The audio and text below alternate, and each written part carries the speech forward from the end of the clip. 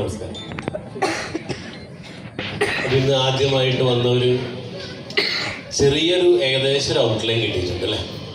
എന്താ കിട്ടിയേ? എന്തൊരു പുതിയൊരു കൃഷിയാണ്. അപ്പോൾ കൃഷിയിൽ നിന്നും ലക്ഷങ്ങളും കോടികളൊക്കെ വരുമാനം ഉണ്ടാക്കാൻ പറ്റുന്ന ഒരു അവസരമാണെന്ന് മനസ്സിലായി. പക്ഷെ കുറെ സംശയങ്ങൾ നിങ്ങളുടെ ഉള്ളിലുണ്ട് അല്ലേ? ഉള്ളിൻ്റെ ഉള്ളിലുണ്ട്. അത് ക്ലിയർ ചെയ്ത് തരാമെന്നുള്ളതാണ് എൻ്റെ റോള്. ഓക്കെ, അപ്പോൾ നിങ്ങൾക്കുള്ള സംശയങ്ങൾ ലാസ്റ്റിൽ ചോദിക്കാം. പക്ഷേ ത്രൂ ഔട്ട് ഞാൻ പറയുമ്പോൾ ചിലപ്പോൾ ഡൗട്ട് ക്ലിയർ ചെയ്യുന്നുണ്ടാവും. ഇല്ലെങ്കിൽ കഴിയുമ്പോൾ എന്നോട് ചോദിച്ചാൽ മതി, ഞാനത് ക്ലിയർ ചെയ്യാം. Okay, yes. ലോക്ക് ചെയ്തു. ഒരു ചെയർ കൂടെ ഉണ്ടല്ലോ, പുതിയ ആളുണ്ടെങ്കിൽ എടുത്തു. ഫസ്റ്റ് ഒരു ചെയർ കൂടെ ബാക്കിയുണ്ട്. നമ്മൾ സാധാരണ ഹൈവേ ഗാർഡൻ ഹോട്ടലിൽ വെച്ചാൽ ചെയ്യാറ്. അവിടെ 1000 പേരുള്ള സീറ്റിംഗ് ഉണ്ട്. ഇന്ന് ചെറിയൊരു ബുദ്ധിമുട്ട് അവിടെ സംഭവിച്ചു. അവിടെ വേറെ ഞങ്ങൾ ചെറിയൊരു അപാകത വെച്ചു, അതുകൊണ്ട് ഇങ്ങോട്ട് മാച്ച് ചെയ്തു. അപ്പം എന്തെങ്കിലും ബുദ്ധിമുട്ടുകൾ നേരിടുന്നുണ്ടെങ്കിൽ തൽക്കാലം ഒന്ന് ക്ഷമിക്കാം. കാരണം എന്തും കാര്യങ്ങളും നേടിയെടുക്കണമെങ്കിൽ കുറച്ച് പ്രതിസന്ധികൾ ആവശ്യമല്ല. കുഴപ്പമില്ലല്ലോ. പ്രതിസന്ധി ഉണ്ടെങ്കിൽ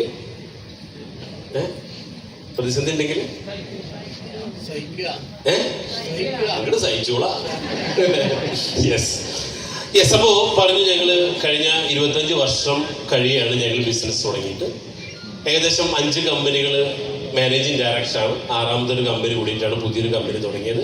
മാത്രമല്ല, ഇന്ന് കഴിഞ്ഞ ജൂൺ 5-ാം തീയതി സെൻട്രൽ ഗവൺമെൻറ്റിൻ്റെ കേരളത്തിൻ്റെ ഒരു അതോറിറ്റി ആയിട്ട്, ട്രേഡ് കമ്മീഷണറായിട്ട് പുതിയൊരു പോസ്റ്റ് കൂടി കിട്ടിയിട്ടുണ്ട്. അപ്പം ഇത് മുന്നോട്ടേക്ക് പോകുമ്പോൾ നിങ്ങൾക്കറിയാം, ഇതിലുള്ള നിയമങ്ങളിൽ എന്തെങ്കിലും മാറ്റം വരുത്തി കഴിഞ്ഞാൽ അത് എന്തെങ്കിലുമൊക്കെ ഗവൺമെൻറ്റിൻ്റെ അണ്ടറിലിരിക്കുന്ന കാര്യങ്ങളാണ്. കാരണം ഇന്ന് ലോകത്തിൽ ഏറ്റവും കൂടുതൽ വിൽക്കാൻ ബുദ്ധിമുട്ടുള്ളൊരു സാധനമാണ് ഭൂമി. അതോടൊപ്പം തന്നെ ഏറ്റവും കൂടുതൽ സമ്പന്നനാവാൻ പറ്റുന്ന ഒരു കാര്യം കൂടിയാണ് ഭൂമി. അപ്പോൾ ഏറ്റവും ബുദ്ധിമുട്ടാണ്, അതോടൊപ്പം തന്നെ പെട്ടെന്ന് സമ്പന്നനാവാനും പറ്റും.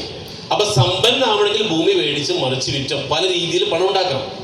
അതോടൊപ്പം തന്നെ ഇത് മാർക്കറ്റ് ചെയ്ത് ഒരു റിയൽ എസ്റ്റേറ്റ് ഡീൽ മേക്കറായിട്ടും നമുക്ക് സമ്പന്നനാവാം.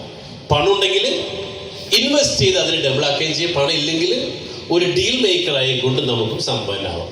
ഓക്കെ, അപ്പൊ ഇതൊരു സമയം ഇപ്പോൾ 12 മണി. എത്ര മണിക്ക് ലഞ്ച് കഴിക്കണം?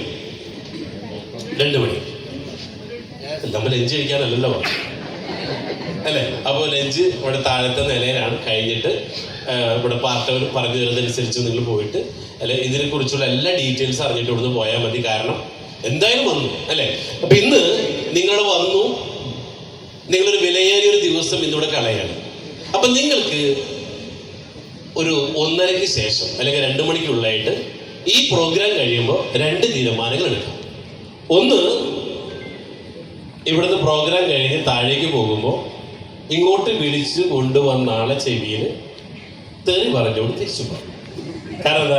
എൻ്റെ വിലയേറിയൊരു ദിവസം കളഞ്ഞിരുന്നു, ഇതിനാണോട് അത് എന്നെ വിളിച്ചത് എന്ന് ചോദിച്ചതിന് നിങ്ങൾക്ക് സാറ്റിസ്ഫാക്ഷൻ വേണ്ടേ? എന്തായാലും ഒരു ദിവസം വരാൻ നിലയിൽ വന്ന് എന്ത് ചെയ്യാം? ഒരു സമാധാനം അല്ലേ? അല്ലെങ്കിലോ ഇത് ഇഷ്ടപ്പെട്ടെങ്കിൽ നിങ്ങളെ വിളിച്ച ആൾക്ക് ഒരു ഷെയ്ക്ക് ഹാൻഡ് കൊടുത്തുകൊണ്ട് ഞാനും ഉണ്ടെന്ന് പറഞ്ഞ് ഷെയ്ക്ക് ഹാൻഡ് തരാം. പക്ഷെ ഒരു ഉറപ്പ് തരാം, ഇന്നേ വരെ ഒരാൾക്ക് തെറി കേൾക്കേണ്ട ഗതികേട് വന്നിട്ടില്ല. അത് ഞാൻ ഗ്യാരണ്ടി തരാം. യെസ്. ഇപ്പൊ എന്റെ ബാക്കിൽ ആരാ നിൽക്കണം? എന്റെ ബാക്കിൽ താറാവ്. ഏത് താറാവാ?